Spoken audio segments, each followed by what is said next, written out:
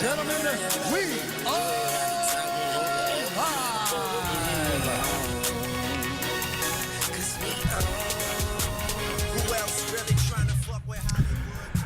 Welcome here to the fifth podcast of Dorm Room Sports here on WMXM 88.9. You are listening live, broadcasting live from Lake Forest College in Lake Forest, Illinois. Listen online at WMXM.org and call us at 847-735-6038 to make a comment. Tommy, it's good to be back. Episode 5 of the podcast. It's Cinco de Mayo. Well, I mean, you know, after Roofer's big debut last week, I felt like I had to come back in and, you know, bring some sanity back to the show. Calm the show back down. Calm the show. Bit. No, I'm just kidding. Bring a tiny bit of positivity back to the show. I'm just kidding. Mike, you did a great job last week. Very much appreciated for all your work last week. So we are going to start today. You know, it's funny because 2 weeks from tonight is the Blackhawks opener against the St. Louis Blues, who knocked them out in the postseason. I can't believe it's already hockey season. Well, we just saw the World Cup just get done too. Yeah, obviously Team USA didn't have that great of a show. Oh, that's one of the most embarrassing things I've ever seen. Team USA 0-3, and you know what? I guess you have to give credit to Team Europe for what they did. Obviously, they're in the final series right now versus Canada. Canada's up 1-0. I believe they won 3-1 last night. They did, yeah. So they'll go game 2 tomorrow night. But yeah, they lost to Team Europe 3-0, lost to Canada 4-2, and they lost to the Czech. I didn't even watch the third game because I was so disappointed in their outing. And there are a couple, like, did you see on Twitter some of the players' tweets from who weren't on the team? People who were left off the team. No. Some interesting tweets sent by players, so there's some controversy there. It was pretty interesting. You know, with the World Cup of hockey, I don't really like the tournament setup. The round itself. robin? Well, just the purpose of the tournament. I mean, for basketball, you have the FIBA Americas and all the FIBA Europe and all that, and that's to qualify for the Olympics. This is just kind of for bragging rights, which I understand is good for hockey. Yeah. But then you have teams, you look at, in the final, you have Team Europe, who came out of nowhere. Well, yeah, and that's Team Europe from the continent. How many countries is that exactly. made up of? Then you have Team North America. North America was in which it, is I actually kind of like that one, but then it's because it's a bunch of the best junior players in the world. But still, it's just like, what's the point of the tournament if it's not to qualify for the Olympics or gain your spot somewhere in those world rankings? I mean, obviously, probably the World Cup of soccer is a little more intense. It's and this is kind of a new thing that they're starting. Yeah, out. I kind of like it though, just because I feel like hockey is continuing. Like, obviously, it's growing. It's grown in the city of Chicago with the Blackhawks, but I think it's starting to grow around the United States more. It definitely is. Yeah. You know, because if you look at the last couple Stanley Cup winners besides the Blackhawks. I mean, the LA Kings won 2 Stanley Cups, and they're definitely not a hockey town. So hockey got introduced to them a little bit. So I think it's kind of good because I think hockey's kind of growing. But I do get what you're saying. I just don't like how the round robin set up. I feel like, there's no excuse for Team USA to lose 3 games. But they lost 2 games, and they're already done. It's kind of like, yeah, what was the point of having a training camp? Yeah, putting the team exactly. Together? You're there in 2 games, and it's over. It is good because then it does get the team together prior to the Olympics in 2016. Yeah. But, yeah, go ahead, Joe. Yeah, so basically Team USA finishes 0-3. Team Europe with the they're the big underdog in that tournament. So they will play Canada in game 2, just like we said. And we have a caller on the line. Go ahead. Hi, this is Roger Jones calling in from Lake Forest, Illinois. What do the Tigers have to do to win that wild card spot to get to the playoffs? All right, so we're going a little change of pace here. His question was, what do the Tigers have to do to make that wild card spot? So if anyone's baseball was on, was supposed to be after the 30 minutes today. We'll talk some Tigers. No, of course. Anything to accommodate who. Was it Roger Jones? Yeah, I think so. No, the Tigers right now, they're in a delay. Sorry, I'm just getting up the score. They're up 6-3 in a delay right now over Cleveland. They're a game out. They're right behind Baltimore for the final playoff spot. What they need to do, well, they need to win the rest of their games probably. I mean, more honestly, there's 4 or 5 games left. I don't know how much. I think Baltimore has 5 games left, and Detroit has like 5 games left too. So they have to win. They got to hope Baltimore at least loses one, and they got to win 5 in a row. Or they got to hope Baltimore loses games. But I mean, they just got to continue to win games. They really can't worry about Baltimore. All they can control is what they can control. Yeah, the Tigers are up 6-3 on the Indians. That game's on ESPN, but it's currently delayed. So are you satisfied, Roger, or whatever name you gave? It's actually Roderick. Thank you very much. Roderick. Oh, that's what it was. Roderick. Sorry, Roderick. Sorry, Roderick. Yeah, so, all right, now that the Tigers are taken care of, what about the Pistons? Training camp started yesterday. We don't care. I'm kidding. No, the Pistons, well, you know, I hope they're better than they were last year. They should be better. I think Stan Van Gundy's done a great job. I think they should be in the playoffs this year. I mean, there's no reason why they can't. So I love how we talk Pistons and Tigers every week. Yeah, you know, that's interesting. Why are the Detroit teams such a big, like, hot commodity on this show? I don't know. It's been the Lions. Yeah, the too. Lions. Well, you know what? The Lions stink too. They're 1-2, and they were down 31-3 at half against Green Bay. So, you know, your defense stinks. So find a new coordinator. Hey, all I'm saying is this. Got him. Lions put 2 halves together. That's a championship-level team right Oh, there. my God. Are you kidding me? Hang him up. We're going to hang him up. That's insane. You are insane. The Lions are a championship team. We're going to play a clip later in the show of something that John Fox said. Now, that trumped, no pun intended, John Fox's statement of we'll save it for later. Yeah. All right. Thanks. So, thank you, caller Roderick from Lake Forest. You're insane. Back to just some Blackhawks World Cup of Hockey talk. Yeah. So the one thing also that not many people think about is how players can get hurt in the World Cup of Hockey. We saw Marian Gaborik from Team Europe fractured heel. Yeah. Done for, I don't know what the timetable is for his return, but Marian Hossa also, for our Hawks fans, had a little injury scare during the tournament. Anytime Hossa plays right now, I mean, that's just why his body's at his age, so he's getting older. But no, that's like you said, like obviously that's like that's basically like their like. I guess it's like extra preseason. It means a lot more than preseason games actually, obviously, but it's kind of like their extra preseason, you know, for the NHL season. Yeah, they just take it like 1,000 times more seriously than a preseason game. And also, the one other issue I have with the World Cup of Hockey is the Adidas jerseys. And I know it might not be known, but for our listeners, but I'm a Nike guy. I do like Adidas. I do like some things.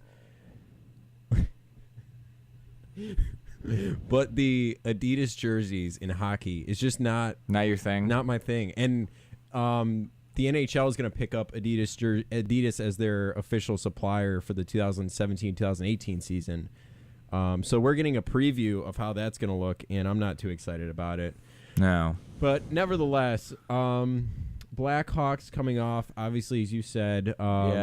Versus the Blues. That was interesting since they, first round loss. Yeah. Obviously it was a disappointment coming off a Stanley Cup season the year before. But very good series. It was a very good series. It's the other thing, not all your players were 100%, and that's not an excuse, but that was just the fact of the matter. That was just the hand that they were dealt. And now you look at obviously they're minus Shaw this year and other players. Oh darn. Samantha's wearing the Shaw jersey tonight. Some of our studio audience rocking. It is a great jersey. I mean, it is. It's got the Stanley Cup it's got the Stanley patch Cup. on it. Yeah, the Stanley Cup patch. She looks so happy over there. But the Blackhawks, obviously, they the core's still together, obviously. It is. Minus Shaw. I mean, yeah, Shaw is gonna. I mean, I think the Shaw loss is gonna hurt some at the beginning. Honestly, they're gonna need some of the guys they call up. I mean, they traded Teravainen. You know, they got a couple of draft picks for him, so that's important. However, you know, starting off the season against the Blues is, I think it's important for the Blackhawks, you know, to not like, you know, I think it's like, I don't think winning the division is that important in hockey. No, but I think it would be nice to play the wild card team instead of, because their division's so good with the Blues and now the uprising of the Stars, and you know the Wild. They're a good team too. Yeah, but I mean, if I had to pick last year, you know, the Blackhawks were in good position to capture the Central Division last year, and they let it slide near the end. They got caught in a 7-game series against the Blues, who's a very good team, and there's no shame in losing to them. But I feel if we would have played the Wild, I like their chances a little better. Yeah. But the division's so tough. Where I mean, Nashville made it. There were 5 teams from the division that made it last year, so that's an insanely good division. So it's gonna be tough, and you know they added Brian Campbell. I think that's gonna help. Yeah, the one thing about the Blackhawks that we've learned in the past couple of years is to never question Stan Bowman's decision making. Or Joe Quenneville. No, especially bringing in. And they brought back Roosevelt. Yeah. And he's terrible. He's awful. I mean, God bless him. I mean, I'm not saying he doesn't play hard, but I mean, the guy, he gives up the puck a lot. Yeah. Well, the Stan Bowman and the Blackhawks front office just bring in these guys who you're just like, dude, they really? do well, yeah. Really? And then they just pan out because Quenneville knows how to coach them. Yeah. He knows that he's got his guys that have to fill their roles, and then he's got his guys that have to score. It's getting AKA your Kane, your Taves, and such. You know, during the playoffs, and you know, I'm not a hockey expert, obviously, and I want to ask people who you know, I mean, I've been watching hockey for a long, long time, right. But I want to ask people who play hockey, what do they think about because some of his scratches in the playoffs are interesting sometimes. Yeah. Some of his healthy scratch and who he decides to put in the lineup here and there is interesting sometimes. And I just want to ask you know, what do you think about this move? But more times than not, it's worked. It's hard to question. He's won 3 Stanley Cups. And there have been times where I want to question him. And, I mean, the only thing I've questioned Joe Quenneville is his handling of the younger players sometimes. I don't think he handled Tavo that well, but then again, I think, you know, the Blackhawks have so many skilled guys. Yeah. He's looking for his young guys to come in and kind of be more physical than, on the skill side. Tavo was a tough piece to put into place because Tavo was tough to put into place because he was somewhat undersized, kind of like your Patrick Kane. Yeah. But who's very good with the puck. He was. But he never was able to crack the top 2 lines because your top 2 lines were already so good. Yeah, and remember and remember Tavo, he was so good in that playoff, that Stanley Cup run. He was huge. So I mean, I still look for the Blackhawks to be right in the thick of things. Compete for a Stanley Cup. When you got Seabrook and Keith are getting older, but you know, when Kane and Taves, hopefully Taves bounces back from somewhat a down season last year. So, yeah, and Hossa is able to give him some games. Sorry, go ahead. Yeah, no, you're good. The Blackhawks, as you said, open their season Wednesday, October 12th at home against the Blues. Then they have a home-and-home with the Predators Friday and Saturday, and then they go out and play the Flyers, Blue Jackets, Maple Leafs, and then they make kind of a terrible start at all this season. Canada trip. Yeah. And as you know, Kaner loves his Canada trips. Oh. I won't comment on those. That was a 6-year thing ago, Tommy. 6 years ago. 6 years ago, R.I.P. Hopefully John Madden won't be joining him. Hopefully John Madden won't be joining him this time. Madden, in his retirement, is going to make the trip up. Yeah. There are a couple other hooligans. If he does, I hope he brings his wife and kids this time.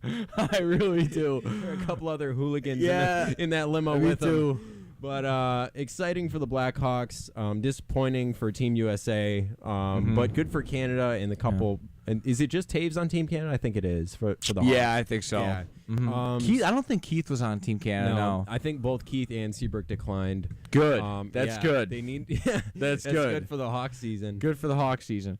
We're gonna hop over to some college football in the second portion of our first half hour. Can we talk about Notre Dame?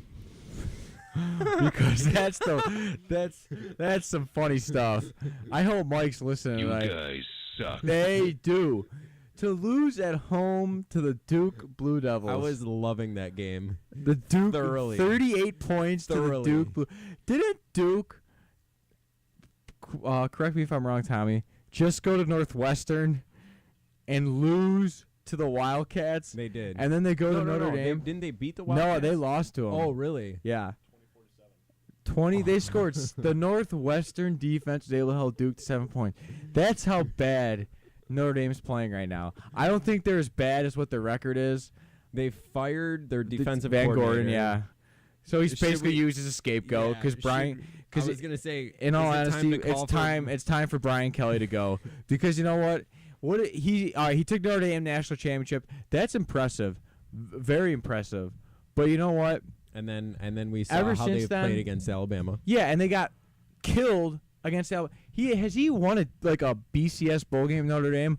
I don't think so.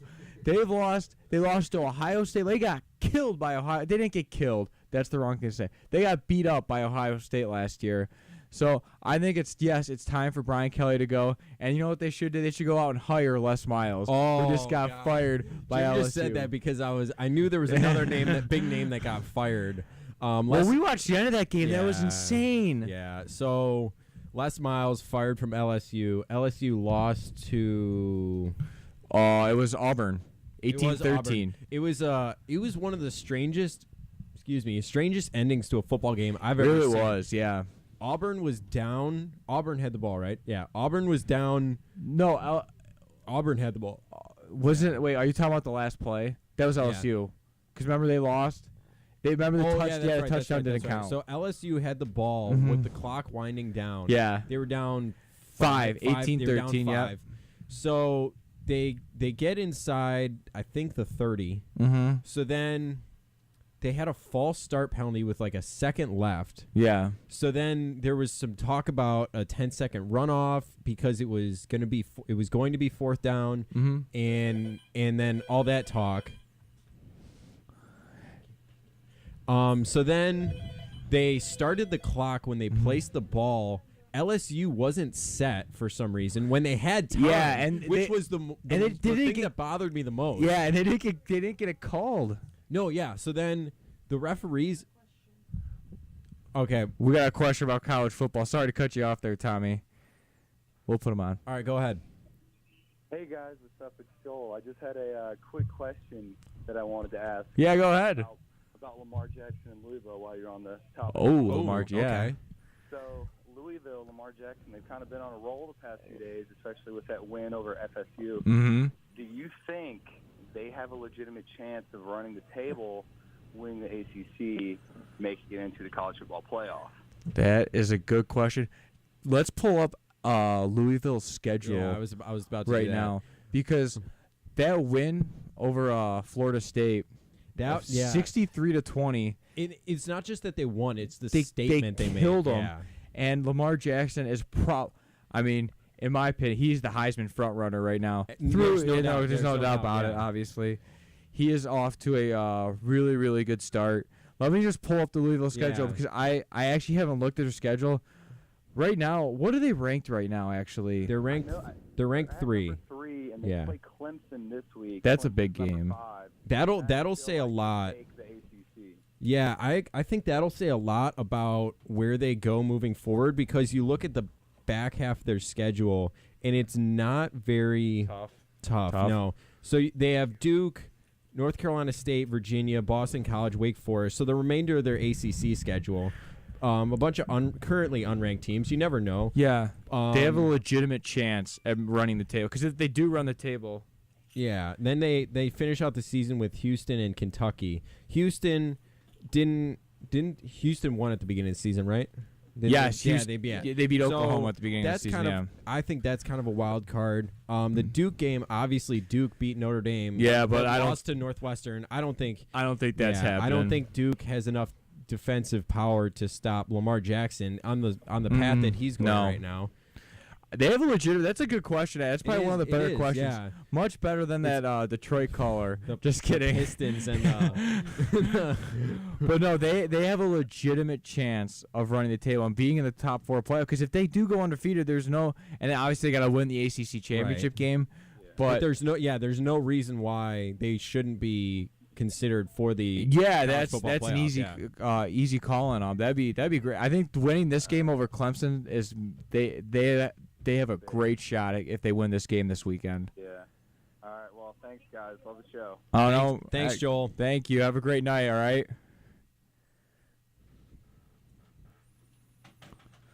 Yeah, so good college football talk.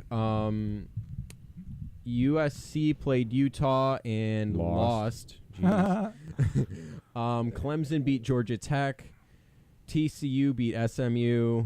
Alabama beat Kent State. Stanford beat UCLA on the. You were watching that game? That game. Yeah. They on that jump ball in the end zone.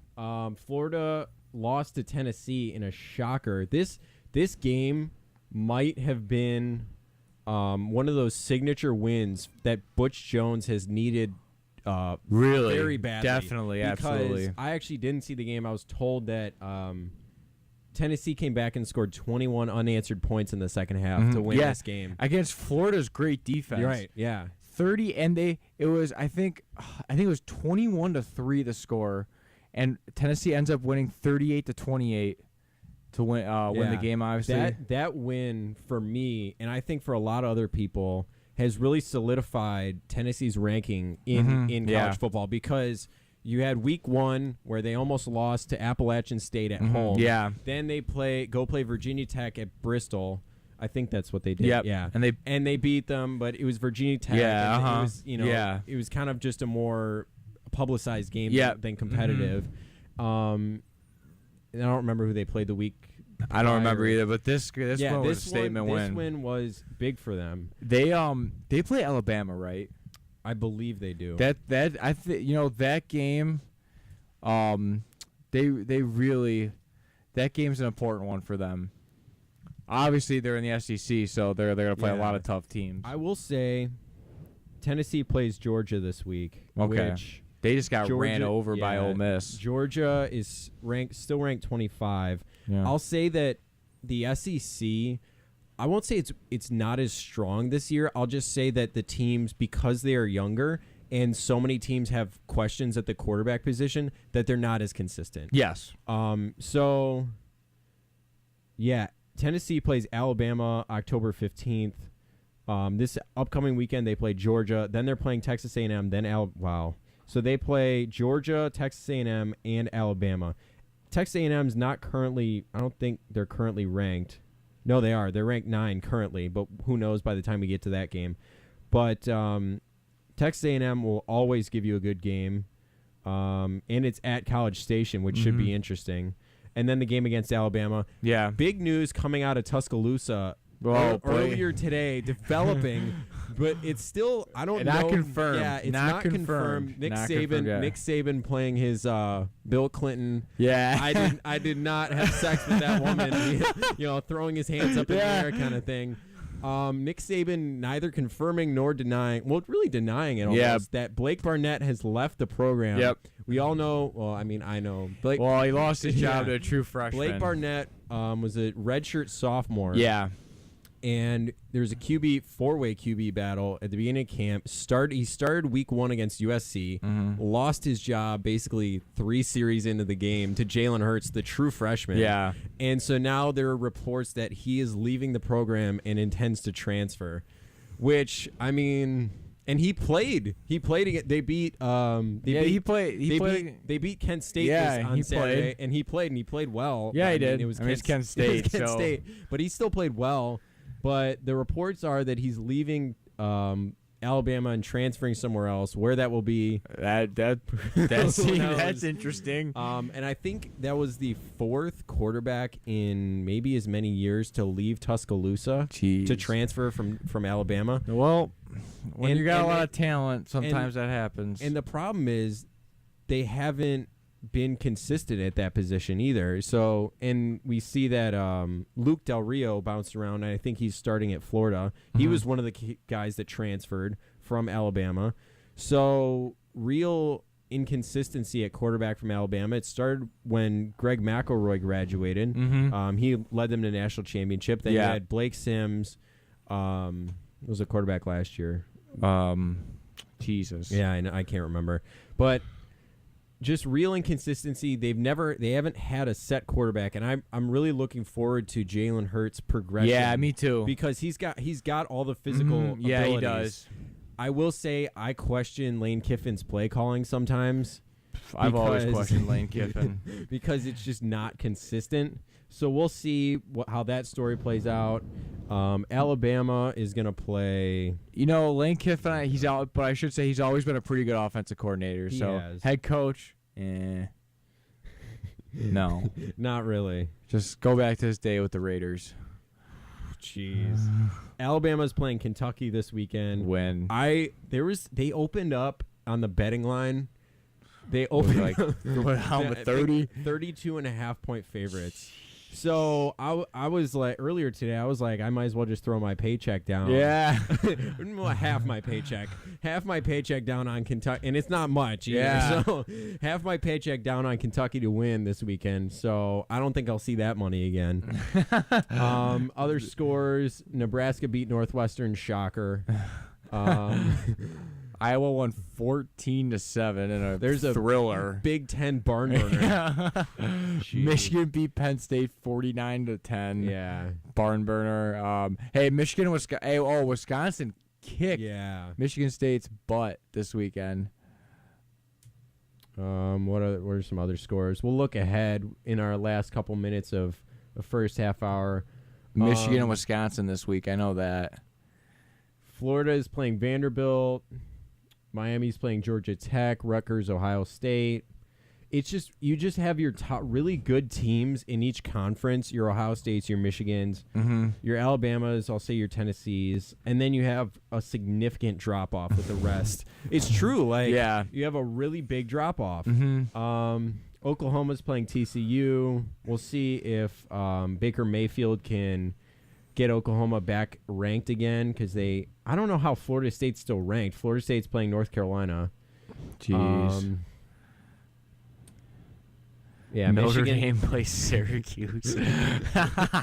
That's the one thing I don't like is they don't really take into account strength of schedule when they're picking rankings. Yeah, is you have this many wins, but were they against quality opponents? Michigan, Notre Dame plays. They're independent, so they can play whoever they want. They'll play Army, Navy, Colorado, Syracuse, Duke. Like, what is the quality competition that you're facing? It's not there.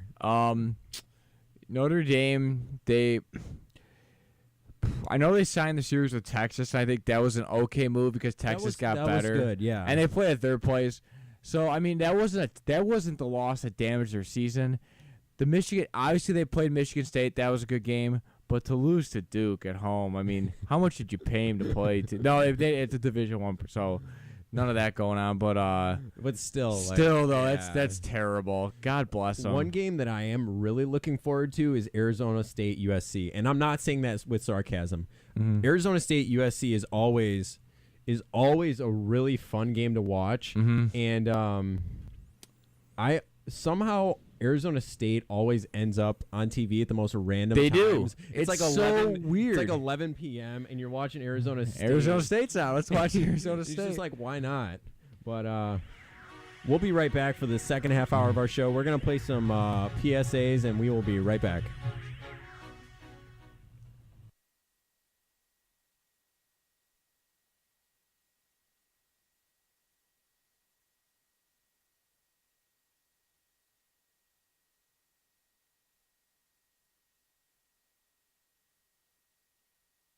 I'd like to report a bear sighting, as in Smokey Bear. Continue. I was burning yard waste. He told me to remember that if it's too hot to touch, it's too hot to leave. You know, 9 out of 10 wildfires are caused by humans. That means 9 out of 10 wildfires can be prevented. I know that now. As usual, the talking bear gets all the credit. Always burn responsibly and contact your local fire department for open burning regulations. Brought to you by the U.S. Forest Service, your state forester, and the Ad Council. Learn more at SmokeyBear.com. Only you can prevent wildfires. Ranger Station, Ranger speaking. Yeah, hi. I'd like to report a bear sighting. Location. In the forest near the side of the road. No need for alarm, sir. The forest is where bears live. But this was no ordinary bear. No ordinary bear? 1 second I'm having a smoke taken in the view. Next thing I know, I am face to face with Smokey Bear. Let me guess, Smokey had a tip for you. He did. He must have seen me toss my cigarette on the ground. He told me never to do that because it only takes one spark to start a wildfire. He's a smart bear. Did you know that 9 out of 10 wildfires are caused by humans? That means 9 out of 10 wildfires can be prevented. That's what Smokey said. I had no idea. That's why Smokey's famous, and you're not. Good point. If you see someone in danger of starting a wildfire, step in and make a difference, because 9 out of 10 wildfires are caused by humans. Brought to you by Smokey Bear, the U.S. Forest Service, your state forester, and the Ad Council. Learn more at SmokeyBear.com. Only you can prevent wildfires.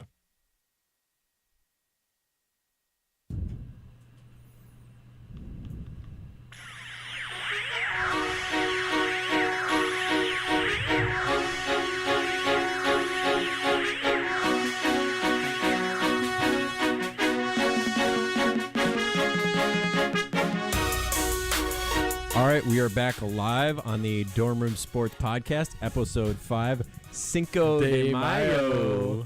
Too bad we don't have any Coronas in the station. I was waiting for you to say that. You're listening to WMXM 88.9 FM, broadcasting live from Lake Forest College in Lake Forest, Illinois. Listen online at WMXM.org and call us at 847-735-6038 to make a request or comment. Yeah, we've had a couple calls tonight and talking about college football and the Detroit sports. You know, we were talking about the Lions for a quick second earlier about, their troubles. Well, let me start you off with one trouble, and that's the Chicago Bears. This Sunday night, they lost 31-17 to the Dallas Cowboys. They were down 24-3 at halftime.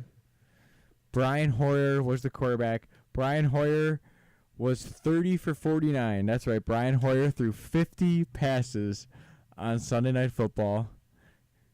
And he threw for 3. He actually didn't play bad in the second half. They couldn't do the second half. They couldn't do anything in the first half. But let's listen to this clip from John Fox, folks. Just to update on the injuries, guys that left the game did not return. Alan Ball, hand. Mitch Unrein, concussion. We had a couple of other guys banged up, but they returned to action. Any questions? John, how quickly are you able to sort of get a crystallized summary of how you feel about the season? I think we're having a meeting tomorrow, kind of to reflect on that. I'm kind of more tuned in to just today. I thought today was pretty much a microcosm of our season. As I told the fellas in there, I'm very, very proud of them. Their effort, their spirit, they hung together. We went through a lot, which are pretty good building blocks or foundations to move forward. I'm not proud of our record, but our guys competed, and today was like about 8 of them. All right, so it's hard on them too. Especially here at home. I think. As I told the radio station, it'll get better. So I know it's frustrating. It will get better here at Soldier Field, but we will get better. Okay. So, inspiring words from John Fox. We will get better. Rallying the troops. Spirit and effort. There is a lot of spirit and effort by losing to 2 teams the past weekend. You guys suck. With a rookie quarterback. We play that more than anything else. By a combined 2 touchdowns. The Chicago Bears, right now, their team is pathetic. They're terrible. They have injuries. Their quarterback is a whiny baby. And I'm glad you said baby. I was really concerned there for a second. It's before 10 p.m. on the show. Your quarterback's he's got talent, never questioned it. The arm strength, never questioned it. The leadership, you question.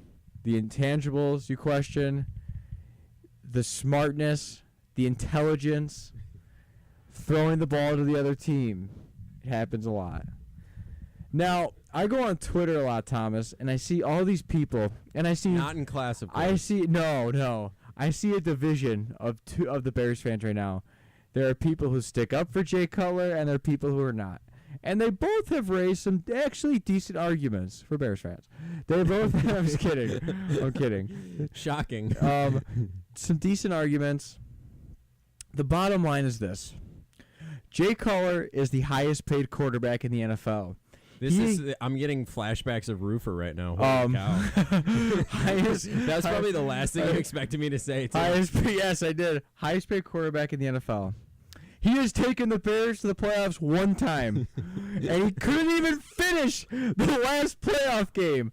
Not even finish, Thomas. He's been the Bears quarterback 8 years, and that, you know what? That's going to be the memory of Jay Cutler in a Bears uniform. Him riding the bike down by 7 in the NFC Championship game in 2010 against the bitter rival Green Bay Packers.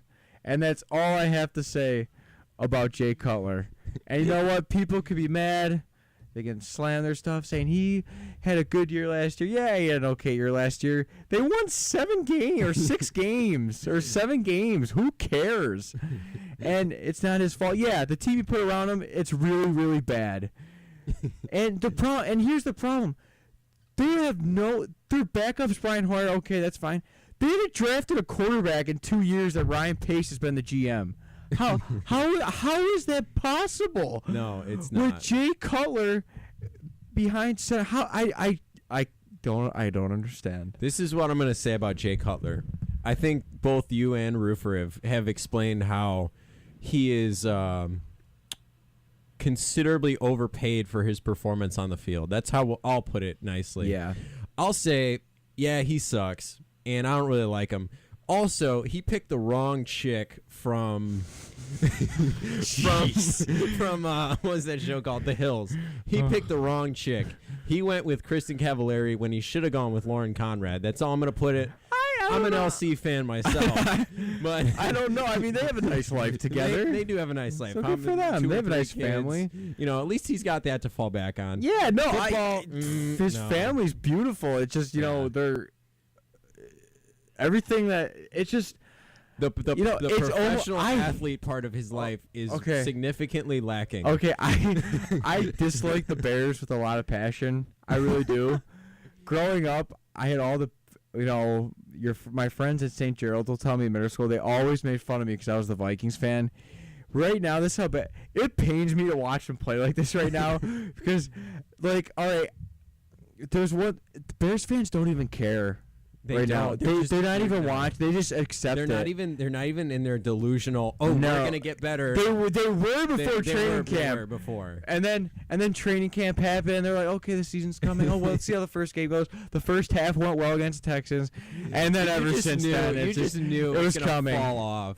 You just knew. So the Bears, it is what it is. The Bears play the Lions this weekend. Wow, Sunday, what a matchup! What a matchup! This is like when you're playing Madden and you hit randomize on both controllers, and you're just like, oh well, we'll just play with them anyway. Both teams are ranked overall like a 75. You're just like, we'll just have to play it to have fun.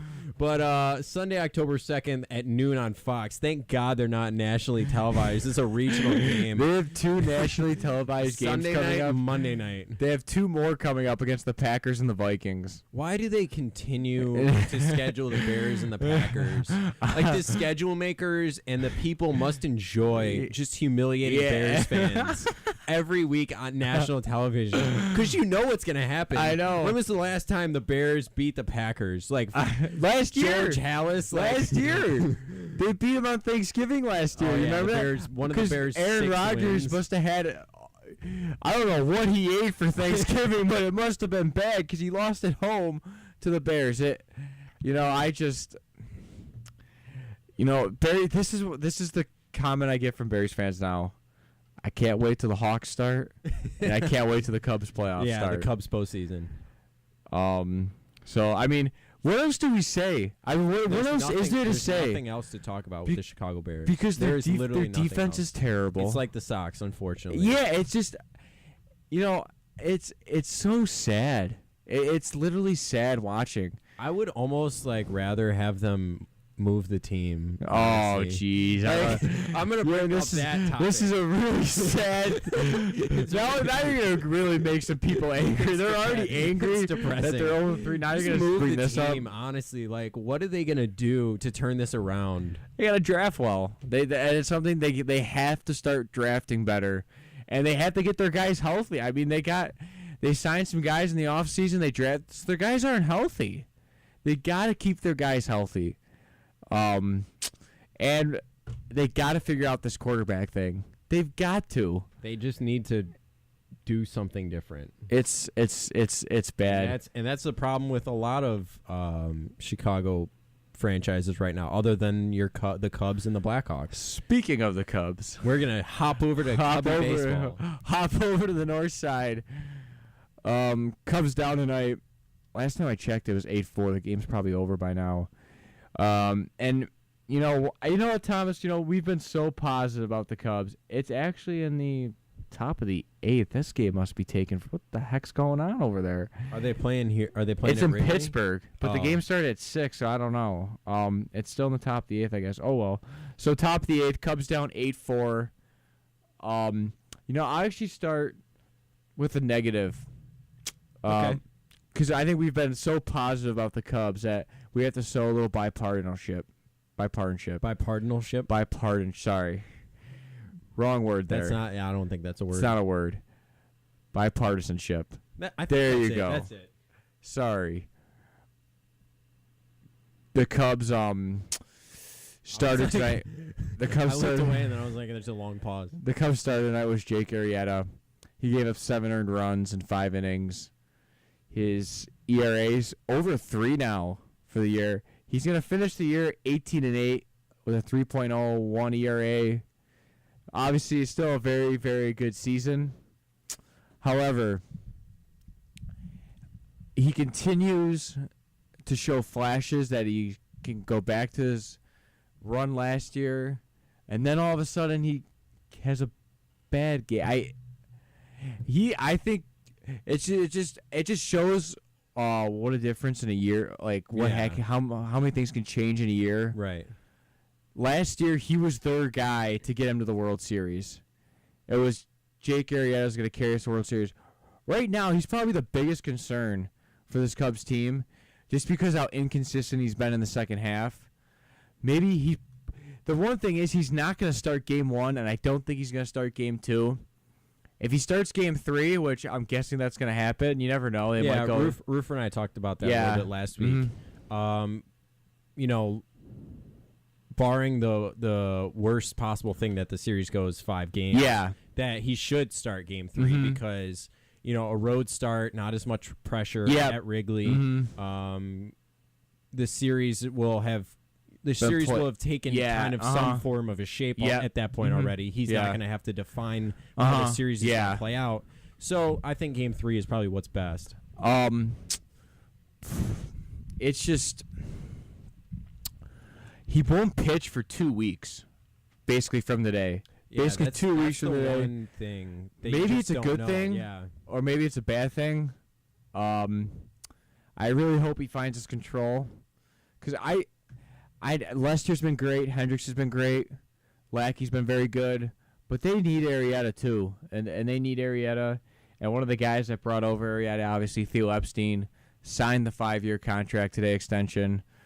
I've heard reports. Roofers telling me it was reports north of $50 million. Perfect. I mean, it's well earned in the market today. I mean, I don't know if GM should be making north of $50 million, but in the market today, that's what they're worth. And he's done. Obviously, he won a couple World Series with the Red Sox. Heck of a job over there. Now with the Cubs, what he's done, they've won 101 games this year. So I mean, it's well earned. He deserves it. Now we see like it's so different now. This last week they wrapped up home field. Now all of a sudden, like I said, I keep going back. We're gonna go from like a sleepy state, and all of a sudden we're gonna wake up Friday. It's gonna be like it's live now. It's real. Friday, October 7th, and we're gonna wake up and oh my God, the Cubs play. It's their first postseason game today. Yeah. It's what we've been waiting for almost 2 months now because we knew it was gonna happen. That's the hardest thing. You wanna win as many games as you can. Yeah. And then you're kind of stuck. Yep. Where it's like we have to wait to play the games that matter. Mm-hmm. And it's a funny thing. They're actually going to play a simulated game during their 4 days off. It's really, the Cubs haven't been in this position too often of having 4 days off before the postseason. But yeah, they're actually going to play a simulated game. Really interesting. That move makes sense. It makes sense. Yeah, and then, people will judge it beforehand, but you just don't know until after. And then he'll either look like a genius, or he'll be like, or people will question why he did that. Yep. And so if you guys listening look at the playoff schedule, obviously we don't know who the wild cards are going to be yet for the American League and National League. American League wild card game is on October 4th. National League wild card game is on October 5th. You can find those games on TBS and ESPN. So it'll be it's. I'm really excited for the playoffs.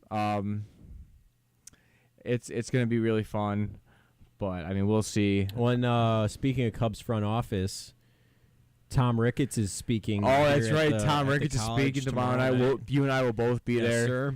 Talking about analytics and baseball, and obviously basically the Moneyball part of baseball. The whole Oakland athletics approach that the Cubs have kind of adopted as well. Which is a great movie, by the way. And Moneyball, it's been like, I mean, it's I think every team uses it like to an extent. Analytics now. Definitely, it was just so like great that Oakland did it because like they have like a terrible payroll. Yeah, they basically are like you look at teams like I think his quote was, there are rich teams and there are poor teams, and then there's 50 pounds of there's a bad word, and then there's us, and that was his quote. And that's my favorite quote, one of the favorite quotes in the movie, and that's basically what he did. Brad Pitt, he's like, he's won so many games, so many division championships. That team, the poor guy just can't get out of that first round playoff series.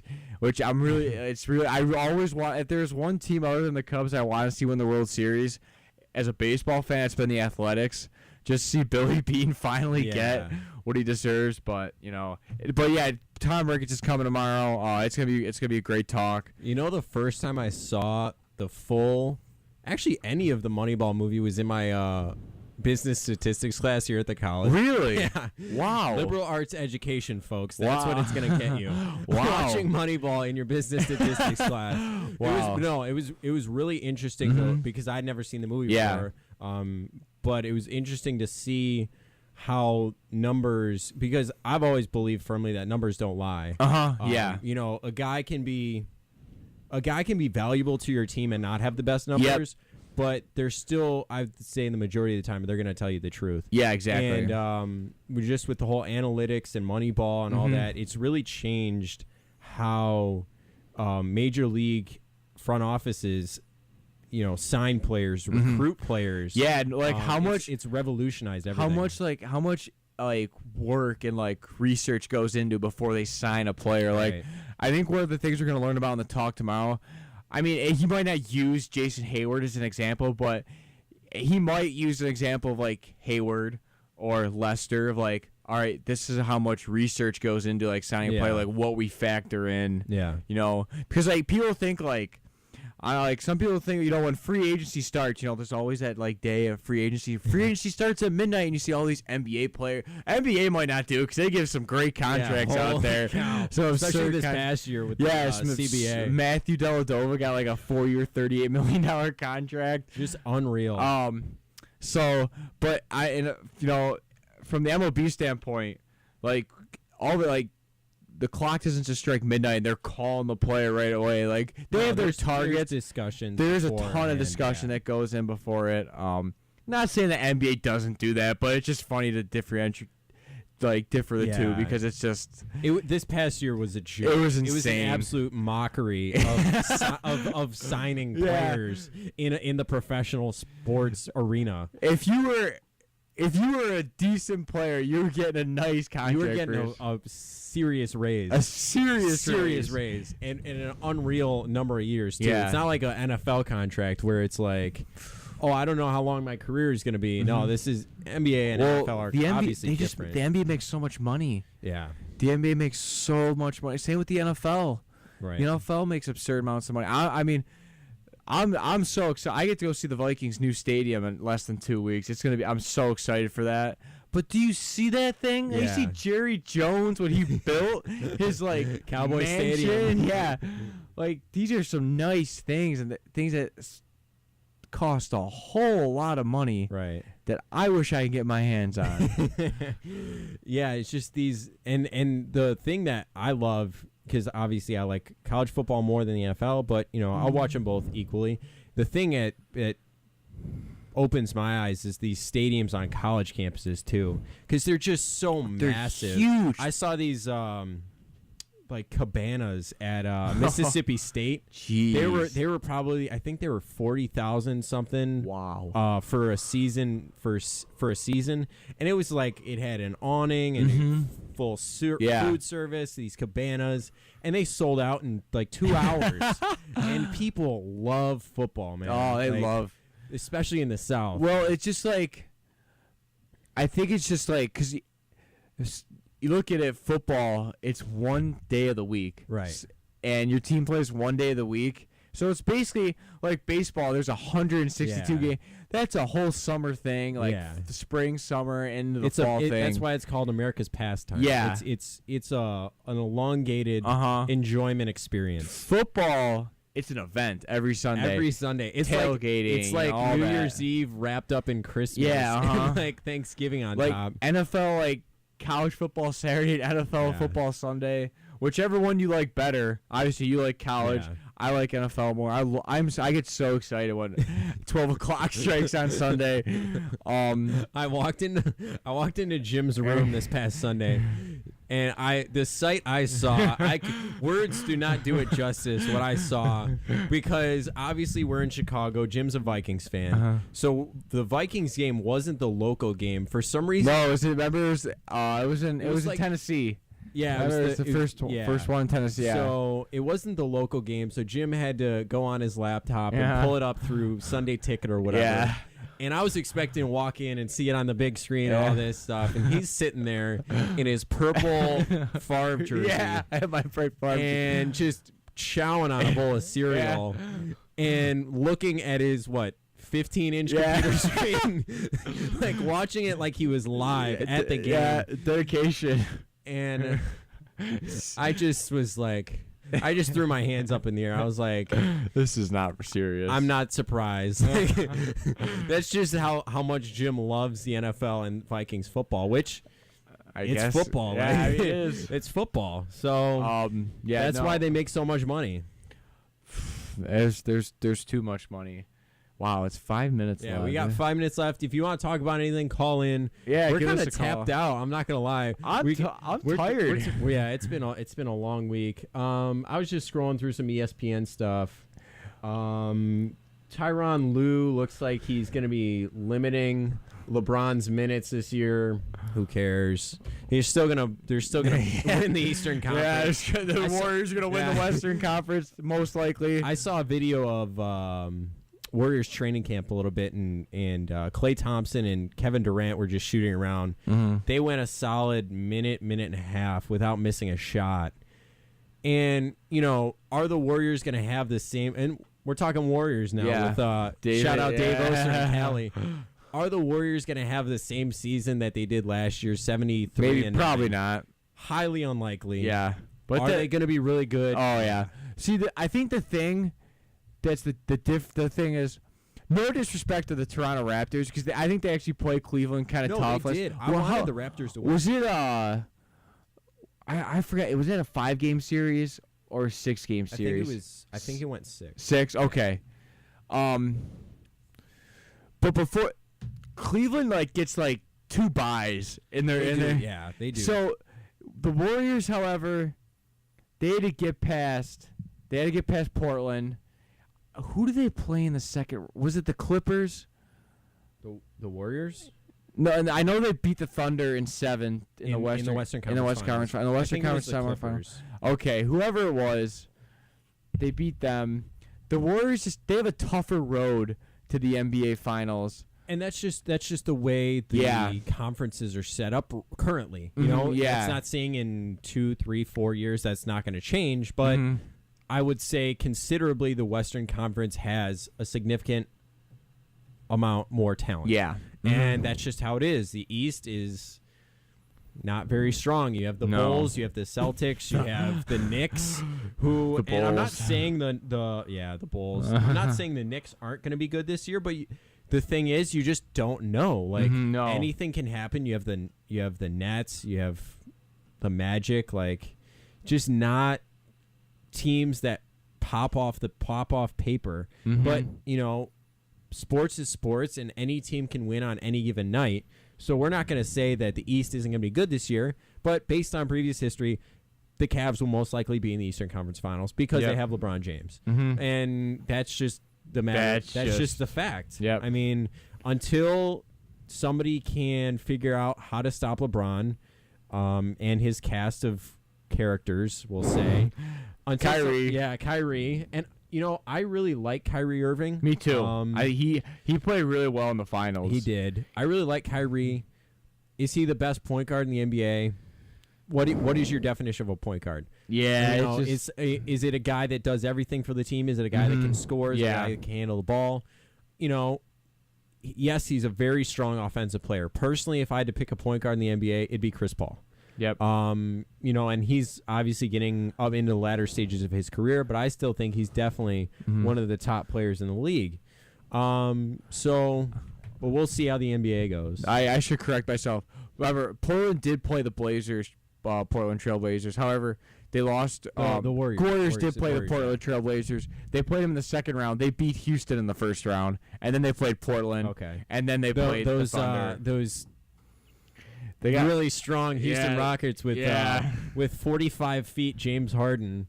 That's why I call him 45-footer because he only plays. He takes 50 shots. He takes 50 shots, but he only plays 45 feet of the court. He literally does not play any defense whatsoever, and Shocker. I can respect it. I can respect it because they know what they're gonna get. Yeah, he probably told him I'm not gonna play defense. And they're like, okay. Winding down in the final minutes of the show. Episode 5 of the Dorm Room Sports Podcast is closing out. It was Cinco de Mayo. All of our themes for the show are party related.